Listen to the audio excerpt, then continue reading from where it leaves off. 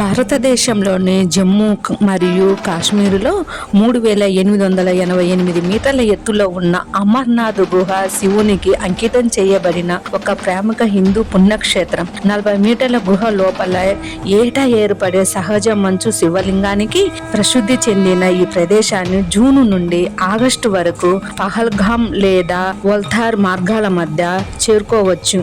ఈ పుణ్యక్షేత్రం పార్వతీదేవికి చెప్పబడిన అమరత్వ రహస్యాన్ని అమర కథ సూచిస్తుంది. అనంతనాగ్ జిల్లా జమ్మూ కాశ్మీర్ హిమాలయాల ప్రదేశం. ప్రాముఖ్యత చంద్రుని దశలను బట్టి పెరిగే తగ్గే మంచు లింగానికి ప్రసిద్ధి చెందింది.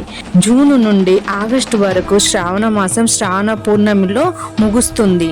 పహల్గామ్ మార్గం పొడవైనది, సురక్షితమైనది మరియు మరింత సుందరమైనది. బాల్డర్ మార్గం గుహకు మరింత నిటారుగా మరియు వేగవంతమైన మార్గం. పురాణ గాథ ఇతిహాసం ప్రకారం పార్వతీదేవికి అమరత్వాన్ని రహస్యాన్ని అమర కథ వెల్లడించడానికి శివుడు ఈ గుహను ఎంచుకున్నాడు. ఇందుకోసం ఆయన తన వస్తువులైన నంది, వృషభాన్ని పహల్గాంలో, చంద్రవారిలో చంద్రుని, శేషనాగ్ సరస్సు వద్ద సర్పాలను, మహాగుణ పర్వతం వద్ద గణేశుణ్ణి మరియు పంచతర్ని వద్ద పంచభూతాలను విడిచిపెట్టాడు. కథ ప్రకారం భృంగ మహర్షి అమర్నాథ్ను మొట్టమొదట కనుగొన్నాడు. చాలా కాలం క్రితం కాశ్మీర్ లోయ నీటిలో నిండి ఉండేదని, కశ్యక మహర్షి అనేక నదుల మరియు వాగుల ద్వారా దానిని ఎండబెట్టారని నమ్ముతారు. ఫలితంగా నీరు ఇంకిపోయినప్పుడు భృంగ మహర్షి అమర్నాథులో శివుని దర్శనం చేసుకున్న మొదటి వ్యక్తి అయ్యారు.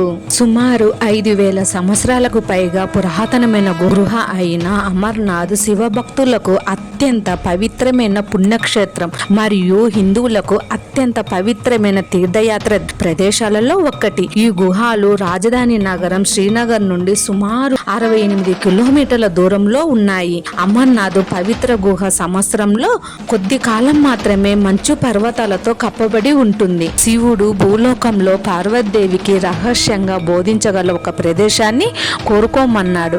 ఆ రహస్యాన్ని వెల్లడించడానికి శివుడు అమర్నాథ్ గుహను ఎంచుకున్నాడు. ఆ గుహను ఆయనే సృష్టించాడని నమ్ముతారు. పార్వతీదేవితో కలిసి గుహకు వెళ్లే మార్గంలో శివుడు మొదట పహల్గాం వద్ద నంది వృషభాన్ని విడిచిపెట్టాడు. ఇక్కడ సతీదేవి కంఠం పడిపోవడంతో ఇది శక్తి ఆరాధనకు ఒక పవిత్రమైన శక్తిపీఠంగా మారింది. శ్రీమాత్రే నమః. నమస్తే.